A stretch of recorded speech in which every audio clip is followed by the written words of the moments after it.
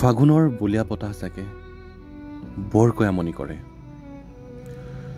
তুমি যদিহে মোৰ জীৱন নামৰ কিতাপখনৰ অধ্যায় হ'ব নোৱাৰিলা, কিন্তু এটি পৃষ্ঠা আছিলা। হয়তো তাত থকা আখৰবোৰ যেন পখিলা হৈ আহিছিলা,